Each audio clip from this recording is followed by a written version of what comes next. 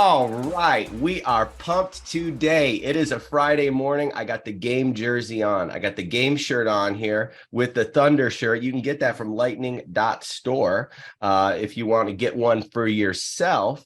All right, and I'm here hanging with Desiree Dickerson and Jack Everett. All right, these are the two masterminds. These are the head honchos, the grand poobahs, okay, behind THNDR Games, okay? Now, I just also found out that Jack loves to sing Thunderstruck by AC/DC during karaoke, which happens to be in the style of our little theme that we have going for the intro of this show right now, which is possibly one of the best intro guitar riffs of all time, okay? Do you feel the thunder, all right? Are you thunderstruck, okay? Are you riding the lightning? Okay, because that's what we're talking about this morning. All right. We are talking about THNDR Games, which is a different kind of mobile gaming studio, right? They're providing tools that we're going to get into, and they are creating games. They have 5 games in the App Store. They have 5 more that they are slated to release that are scheduled in development. I hope that's right. They're going to correct me if I'm wrong. So, all right, so let's start it out. First off, Desiree, how are you this morning? Where are you this morning? And what's up? Great. I am super excited to be here. I'm still on my first cup of coffee, but I'm always pumped to be up and working at THNDR, living the dream, honestly. All right. I'm doing good as well. All right.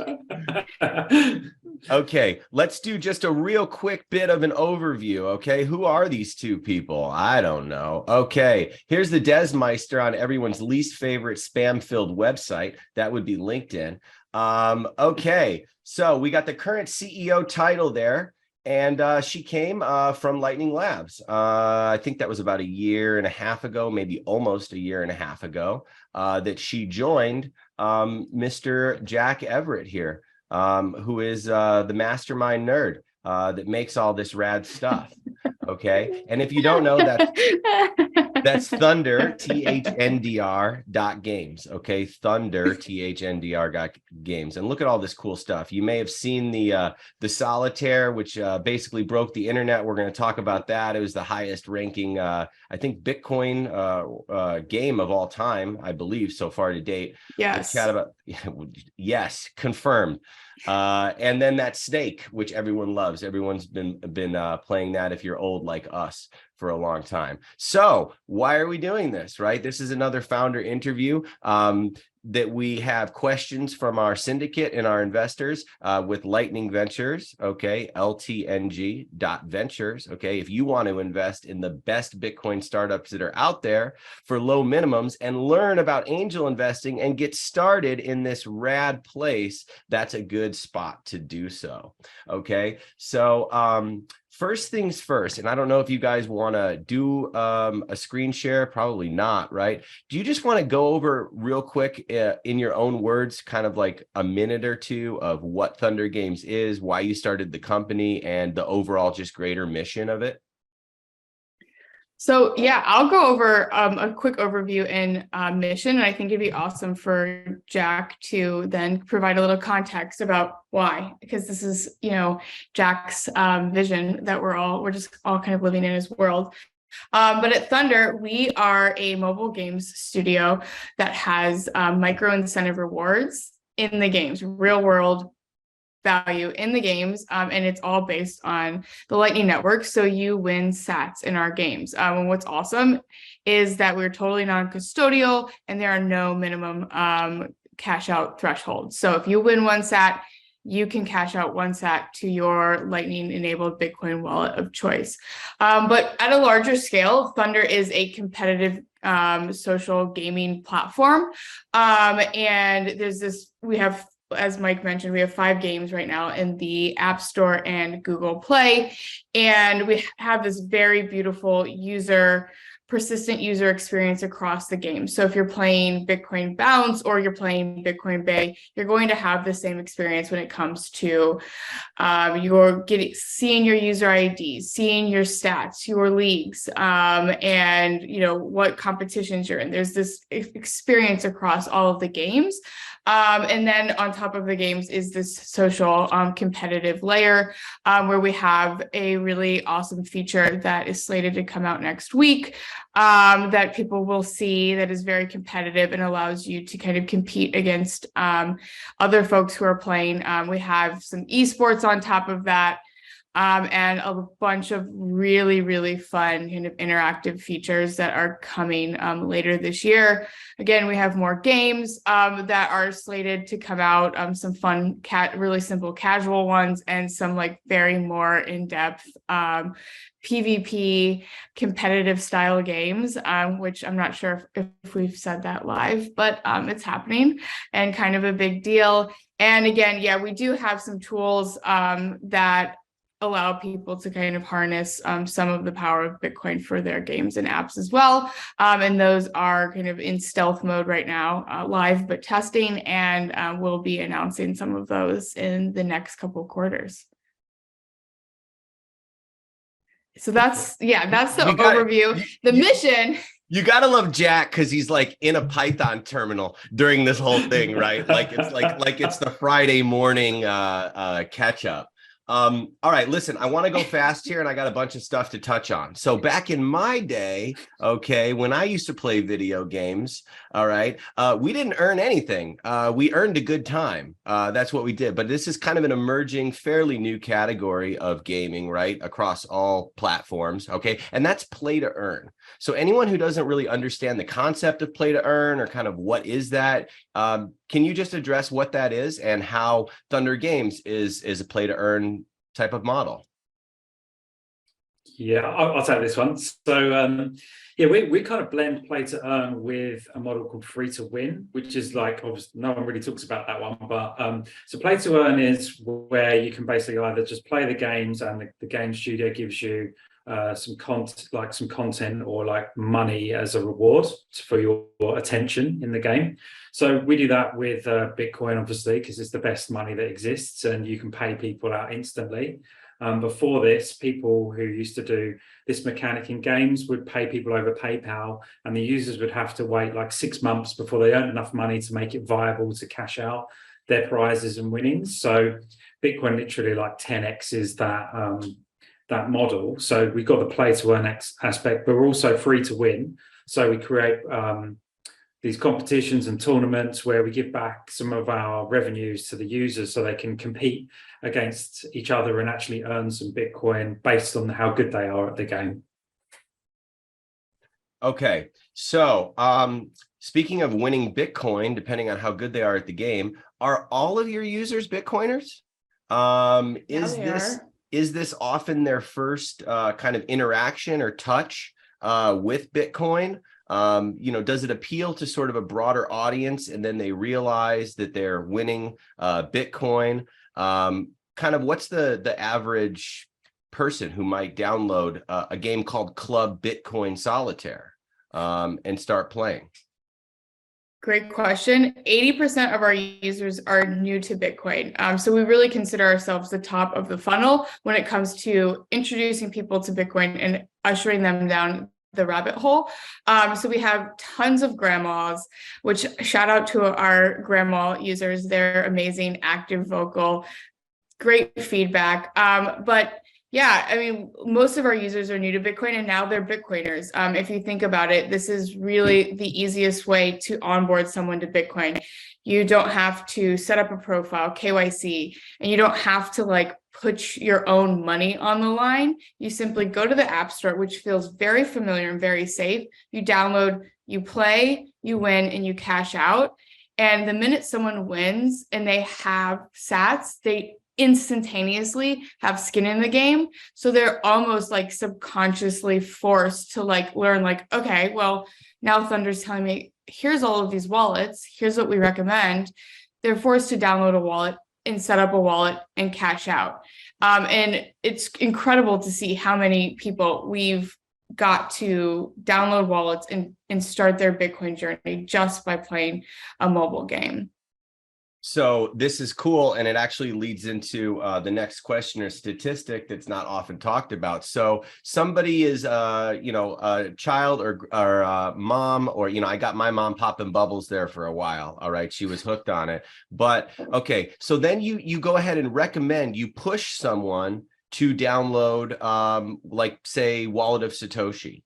Okay, and kind of go through that process, and now they're onboarded. Right now they have a Bitcoin wallet, they understand Lightning, right, to the degree that they were able to withdraw their sats. And a stat here that I know that you guys don't talk about it much, which is fine because I don't think anyone really watches these videos, is a third of Wallet of Satoshi's signups at some point in time. That's an approximate number, but that is a very powerful showing of what Thunder can do as far as onboarding. Is that a paid partnership, or are you guys just doing it because of how easy it is to kind of sign up for Wallet of Satoshi? What made you guys make them kind of the preferred, let's point to this wallet?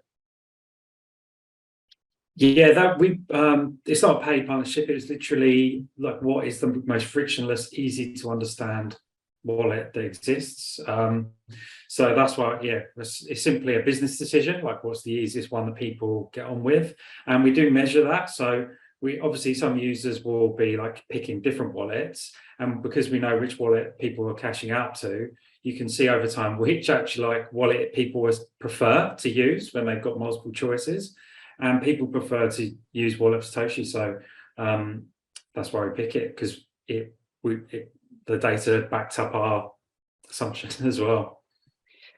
Yeah, but we're able to partner with other wallets and expose people to like different experiences. Specifically right now, it's very early, but we have a really fun partnership going with Pouch. I'm doing a lot of testing with them where we're able to like really introduce the Filipino audience to the Pouch wallet, which is obviously Pouch is doing amazing work on the ground in the Philippines, where we're able to like really drive user behavior and get them to download the Pouch wallet, which is, a little bit more heavy-handed on the KYC front, but they offer a lot for people who are based in the Philippines. So just like through the mobile games and some of like the user flows, we're able to influence a lot of user behavior. Okay, there's a lot of things to cover with Thunder Games, right? Besides the fact that they only had one fundraise that was massively oversubscribed with some big name VCs in particular. So we're definitely going to chat about that a little bit, right? We're going to get into the team size. We're going to get into all that stuff, right? But there's two main parts of Thunder that you have to remember, all right? The first is they are a mobile gaming studio, like first and foremost, right? 5 titles that are out there, with 5 that are on development. They're currently refreshing this deck for us. If you're in the Lightning Ventures group, you're seeing what is a basic refreshed deck from their previous raise, but they're doing a new deck, right, that'll come out. And this roadmap here has a 6th game. All right, I don't know if I can share this without getting in trouble. Maybe I'll just leave it off. A 6th game that's slated for Q1 2023. Okay, as well as all sorts of other things, right? Kind of the live stuff that Des was hinting about, some esports, okay, various partnerships, right? They haven't turned on the monetizing of that Wallet of Satoshi. That's a pretty valuable spot there, okay? There's a lot that you could do if they were really kind of hungry to crank up their monetization, but instead they're cranking up onboarding 1 billion Bitcoiners, okay? So they're worried about that first, okay? It looks like a 7th game is Q3 2023. So that looks like 2 titles this year alone that you can expect from Thunder Games if all goes according to plan. At least, yes, at least. At least. Okay, cool. So it only takes one, right? It only takes one Candy Crush or one big hit or one of those mobile games to be a blockbuster. And the games that they're developing don't take a particularly blockbuster budget. they're able to release these highly addictive sort of fun games like Snake, and it doesn't break the bank. Thunder has a good 15 months of runway, a very conservative burn. They've battened down the hatches during this kind of tough time. I think it's a team of 12. But the other part of Thunder's business, right? The mobile, the developer tools, okay, the suite of tools, okay, and that's what we want to focus on, is what happens when a normie game introduces Bitcoin, okay? What happens to their usage, to their users, to all those kind of numbers and things? Can you just give us a high-level overview on what the hell the suite of tools is that there is there? Yeah, and this is stuff that is, we're currently working on, is like a little bit stealth somewhat, but yeah, like what we found is like building Thunder, adding Bitcoin rewards to games. It's like you become somewhat of a little bit of a different business. Just simply adding Bitcoin to games is not enough. Like we have a saying at Thunder that Bitcoin won't fix a bad game.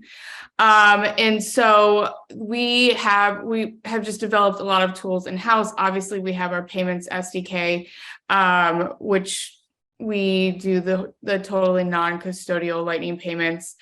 However, we have developed some other tools, and like, again, I'm not going to dive too deep into them, but we have an ad tech tool that we have built that like really levels the playing field for, I think there is information about it in the deck, that levels the playing field for monetizing users in different regions. So a user in a T1 country, you are bringing in similar ad revenue to a T3 country. Then we also have some really interesting user acquisition avenues that we are building out, and that's like a tool that can potentially be harnessed by other companies. And we have some gamification tools. Again, like these all are just being built in-house, and they're things that we know that a Bitcoin gaming company would need in order to become a profitable gaming company, which is obviously our goal. Again, they're all in-house. Anti-cheat, anti-fraud is a really big thing when it comes to adding real world value to games.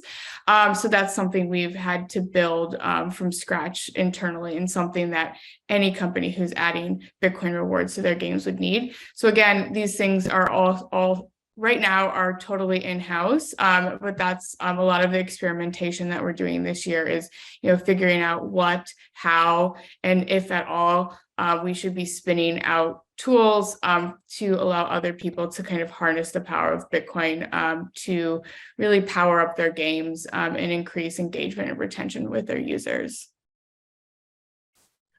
Power up your games. Okay. All right. Now, let's talk about the revenue stuff here. Okay. How does Thunder make money? Is it all in-app purchases? Is it sort of the pop-up ads? Is it the custom, like we'll put your logo inside on the back of a deck of cards, or we'll do a skin? Is it really the developer tools and the other suite for kind of the normie game developers here, for like a big picture of like the whole enchilada, okay, of Thunder's revenue strategy moving forward? And I know a lot of these things have not been turned on, or focused on, and that's part of what's going on here. Can you talk about how the hell do you guys make some money out of this thing? Because all I know is if I download the game and start playing, I'm making money. So what's up with that? So we get asked this question, I feel like way more than other companies get asked this question, which is great, because we have an awesome answer. And I realized, Jack, I had written down a note during our last call that we should like make an image that like actually shows the equation that you've like written out for me before. It's in our business plan. But so yes, so obviously mobile games make money. It is a massive market for making money. So we obviously harness the traditional mobile game business model. So we're making money from ad revenue, That's the most obvious one. We're really pushing hard right now on in-app purchases, which Jack can talk a little bit more about. And then we have like these other pieces that we tag on to that. So, but just going back to like the ad revenue piece, people ask like, you're giving away rewards. Like, how are you actually like continuing to make money? Well, if you look, through the slides, obviously adding Bitcoin to these games increases user retention, increases user engagement. So if you look at a user who's playing our game, they're playing our games for longer and they're playing our games more. So there are many more touch points where we can monetize that user. So they're watching and interacting with more ads. They're purchasing more things in games. So our LTV for our users is much higher than a traditional game. And therefore we are making more profit on that user and can share some of that profit with our users. So it's kind of like almost like a revenue share, right? And we obviously have built it into our business model that we only give away X% or less of that revenue to our users. So it's that the rewards are baked into our business model. So ad rev, in-app purchases, and then we have revenue that comes from these other sources. So some of our tools. So our ad tech is one of the tools where we're making money. This user acquisition partnerships, that's where we're making money. We have affiliate marketing and just like general sponsorships that we're working on right now with folks, immersive advertising. So we have, I would say like there's these three major buckets, and that third bucket is kind of like more of a fan, where we're kind of trying to monetize at every step. So it's really nice because it's, yes, the traditional mobile studio revenue model plus more. Jack, I don't know if you want to chime in on any of that. No, said it perfectly. Okay. Making you proud. All right. So let's give a couple of high-level stats, right, that investors may care about, okay, without getting into numbers and sensitive information. Thunder continues to grow its revenue, which increased 100% over last year, okay? That's number one. And number two, Thunder has already achieved over 500,000 downloads across all of its games. Is that true or false? I think it's actually half. I think the 500,000 is the last 6 months. So wow, can I get that real number here? Let's get that updated. Yeah, I think it's closer to 1 million. All right, and then as far as the mobile games TAM, right, the total addressable market, all those silly words that investors and those people look at. This is according to Statista. Which is something that we pulled for our deal memo. Revenue in the mobile game sector is projected to reach 152 billion. That was 2022, and that's expected to grow annually at 7.7% through 2027, resulting in a projected market volume of 221 billion by 2027. That's a lot. Okay, so mobile games is a big category, and of course they're in both app stores. Okay, so let's just look at one example for funsies. Okay, and let's take a look at this guy right here. Okay, this is pretty cool. Solitaire, right? Everyone loves it. I think you come out of the womb knowing how to play it. And this actually reached the spot number 21. Now, did you guys plan that? Because that's pretty ironic that it hit that Bitcoin 21 number.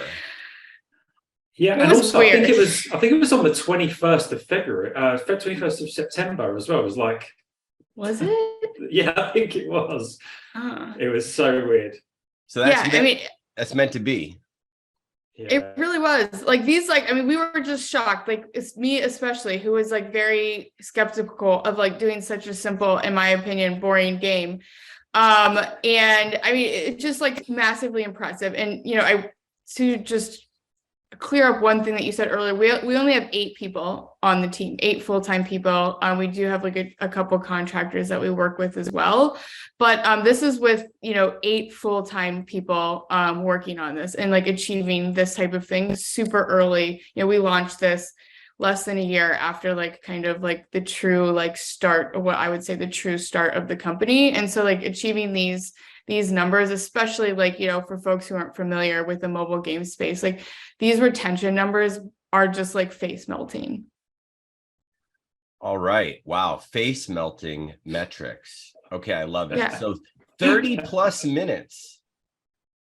I mean, my face is melting just thinking about staying on my phone for 30 minutes playing solitaire.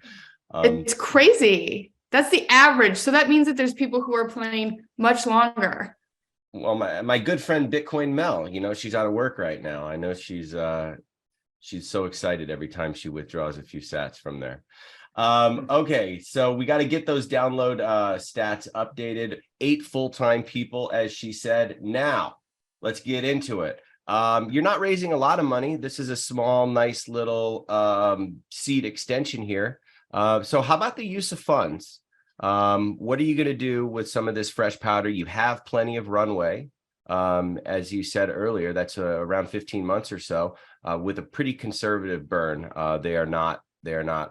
They don't spend, and I love that. So what's going on with this little round? What are you going to use it for? Yeah, that's a great question. And, you know, this is like a very strategic play for us. So, you know, for folks, again, who aren't familiar with the mobile game space, which I, you know, wasn't and have gotten very much up to speed over the past year, the name of the game, no pun intended, is paid user acquisition. Everything we've done, all the numbers we've achieved so far has been totally organic. You know, organic views and finds in the App Store and Google Play. You know, lots of downloads coming from like our socials. I mean, you know, we don't have anybody dedicated to social or marketing. So this has all been done just like kind of, you know, rolling our sleeves up and getting these games out the door. But unfortunately, you know, there is a big barrier to cross when it comes to getting visibility in the App Store and Google Play. And so it is kind of a pay to play scenario when putting your games out. So you have to run paid user acquisition campaigns to get people to see and download your games. And this is just baked in. This is how mobile game studios operate. And we obviously had allocated some of our funding, initial funding, to run paid user acquisition campaigns. However, you know, given the current environment, we don't want to just like slash our runway in half to run these campaigns. And we want to be able to do it like sustainably. So a portion of the funds, a good portion of the funds will be used for paid user acquisition campaigns, which we've been testing with small amounts over the past month, I would say, and everything's looking good. We're slowly creeping towards a positive return on ad spend. Obviously, once we get there, once we get to a positive return on ad spend, it's really just kind of a money printing machine. But we want to allocate some money to testing and getting ourselves to that positive ROAS. And then a portion of the money will be used to just pad the runway. You know, we don't know how bad this market is going to get. But the real intention here is to drive our user base from the organic growth that we have right now, which are actually quite impressive monthly active user numbers for organic, and to grow it and, you know, hopefully be reaching 300,000 monthly active users over the next 6 months. Once we're there, we feel like we will be in a strong position to raise a really strong Series A and kind of build out the future of the Thunder platform, potentially get into wagering, to get into publishing, and get into like some other like really interesting things. Wagering is definitely one of the things that we're throwing around, but that is the plan. What's really cool about this, okay, and as a lesson to founders or something that investors can look at, is what they did here is they didn't put the cart before the horse. Do you see what they did? They released games, they got traction. This has all been organic growth on its own. Okay. They found product market fit. They found a captive audience. I think there's like, I don't know, 17, 20,000 people or whatever in a Discord. I got to look up what Discord is. I don't know what it is. But you know, whatever that is, right? They found the market, okay, before they spent. Okay, so what a lot of founders would do is right off the bat from the beginning, maybe just as the first game is being released or whatever, they're just piling money. Let's pay, let's try. And Thunder took what is the much smarter way to go ahead and scale this business, right? By hitting some milestones, okay? And now they can flirt with those UA campaigns, right? They can dial it in now. Now they think they have it dialed in. Now they go out and raise a small tranche of cash to go ahead and deploy that to get to the next level. That's smart, okay? That's what you want to do. So moving on, let me just touch on the advertising sales, okay? Now, is that through is that like through a portal? Do you have an ad sales person? Are you just kind of letting that come in and kind of fielding the incoming? Because the ad sales to me seems like it's going to be a substantial part of your business. I'm just not sure how the ad part works. Can you just talk about that for a second? Yeah, so we use an ad partner, which is a real-time bidding network. So you basically plug in loads of different ad networks like Google, Facebook, Unity Ads. You can pick whatever partners you want, and then they all bid on our ads. So we don't actually have to work directly with any ad partners, because they're all just automatically trying to programmatically bid on our ad inventory. So the majority of the ads come through this automatic system, just like you would with Google Ads.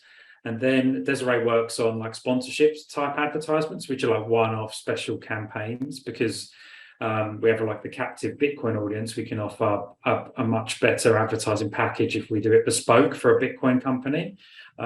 So yeah, we've got those two types.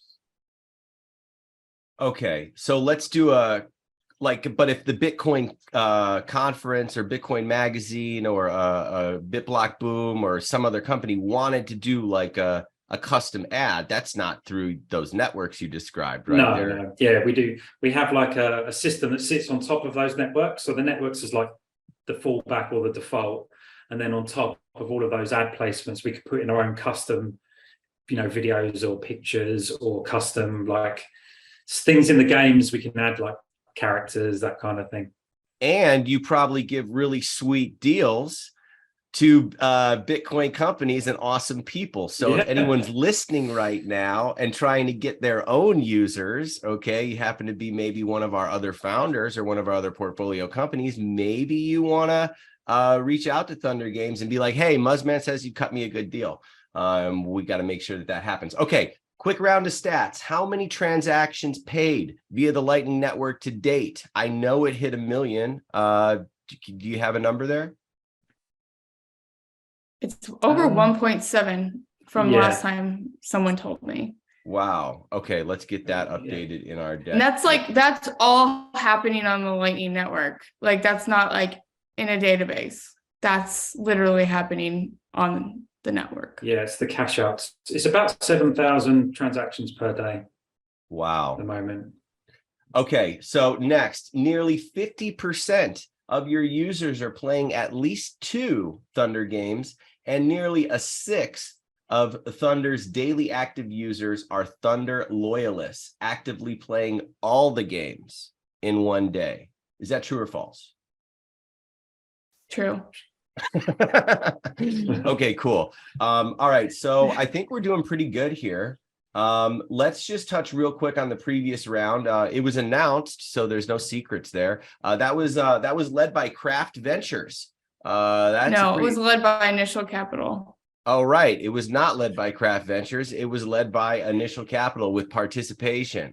Craft was definitely involved, but Initial led. Okay, and you were nice enough to let the Lightning Ventures people get a small check in there, and we appreciate that. Okay, so that was your only fundraise to date.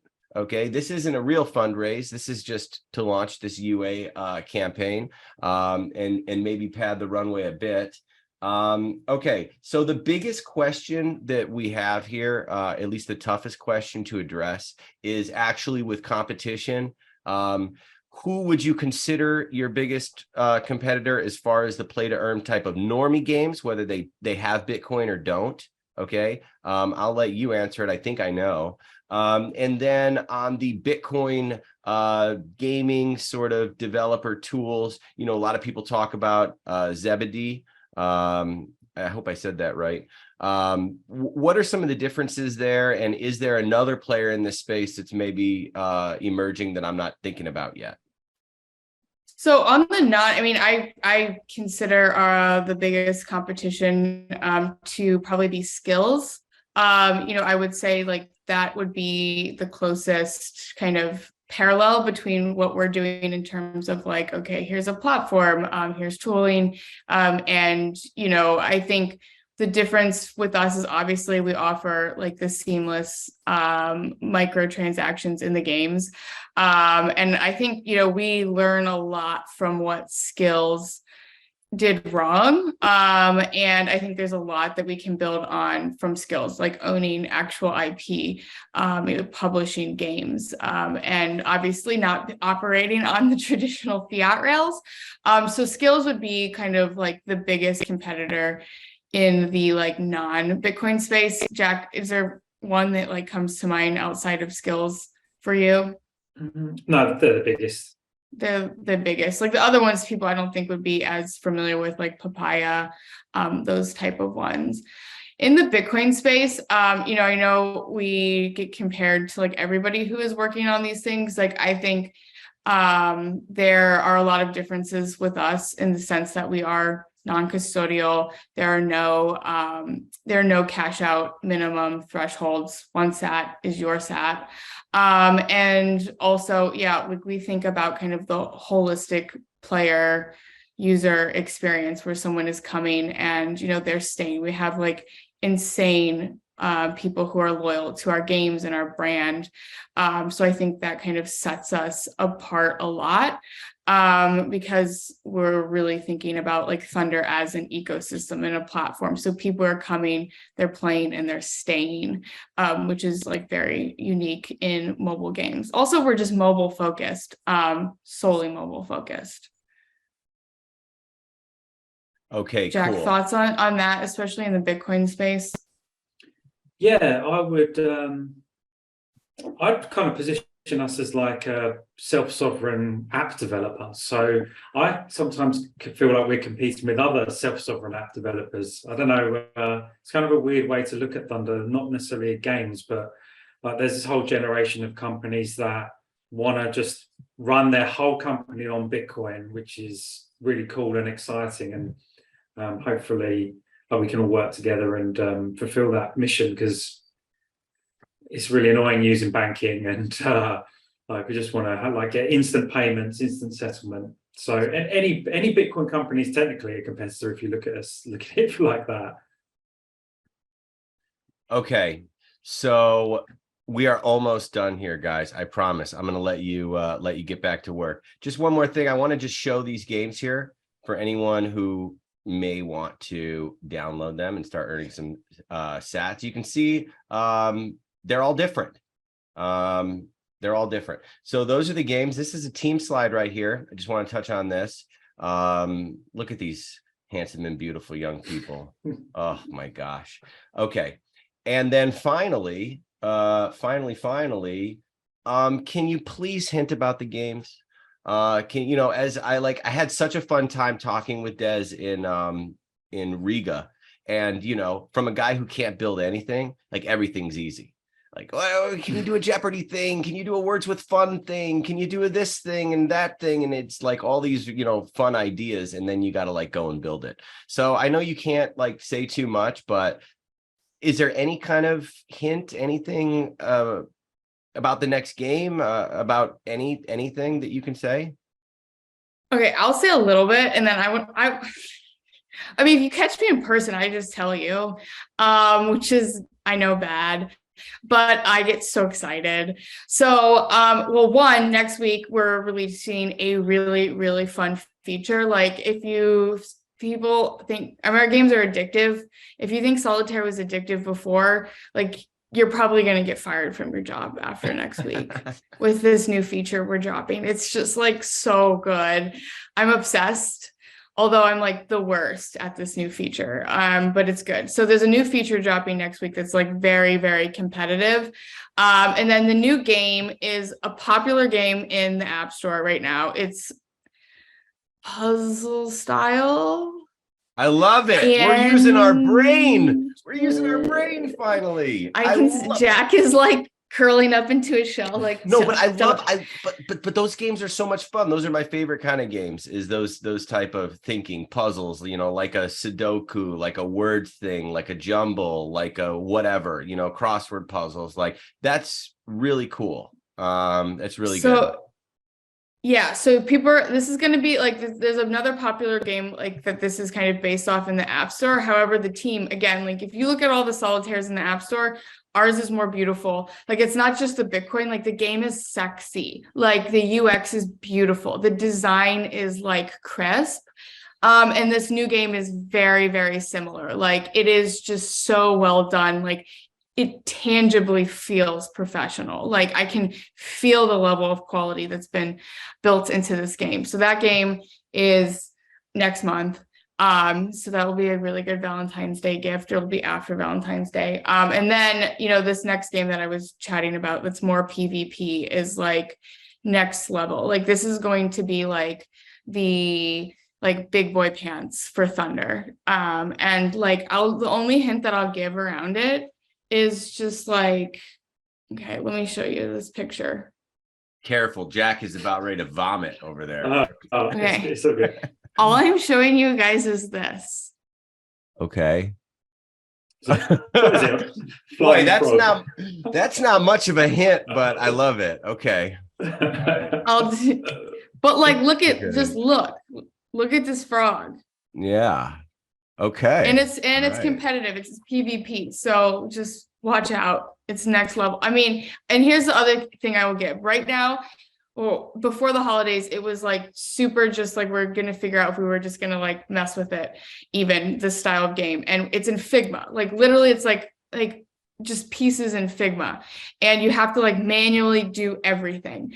And I just want to say is that the team, we were testing it out during our holiday party, and the team played for 3 hours in this very, very shitty move it around with your cursor style game. So it's gonna be big. Okay, so we got like 3 minutes left here. Let's let everyone know that if you are so mesmerized by Des and Jack's voice, there's a bunch of links at the bottom of our deal memo here that have all sorts of stuff with the YouTube.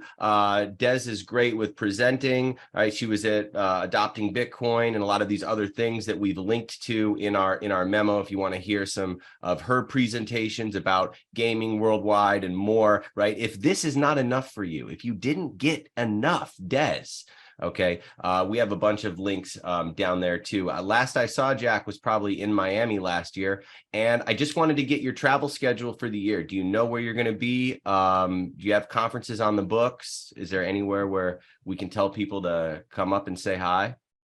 Yes, I think Jack will be floating around at Advancing Bitcoin. He'll be floating around. You can buy him a pint while you're there, and we'll be at Miami, and I think I'll be at Pocket Gamer Seattle, and then there's a few. I mean, just as things come up, we're trying to reduce the travel schedule, but you can find us at the big ones for sure.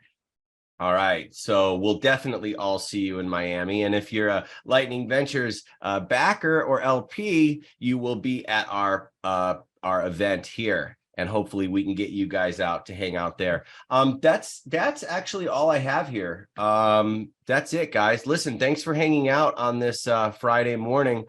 Jack's deep inside of a Rust terminal or whatever he's doing back there, some type of JavaScript thing, but it's great to catch up with you, and we're having some fun, and it's really cool to invest in like a fun company, you know. It's fun, you know, nothing against and nothing against infrastructure in some other part of the world. That's fun too in a different way, but you know, I just love those frog tweets and the vibes of what you guys do, so keep it up. If you invest, think about it, you get to beta test all of the stuff and like get to have a say in what actually gets pushed out. So I'm just saying, you don't actually get a say, but Des will probably read your messages, let's put it that way.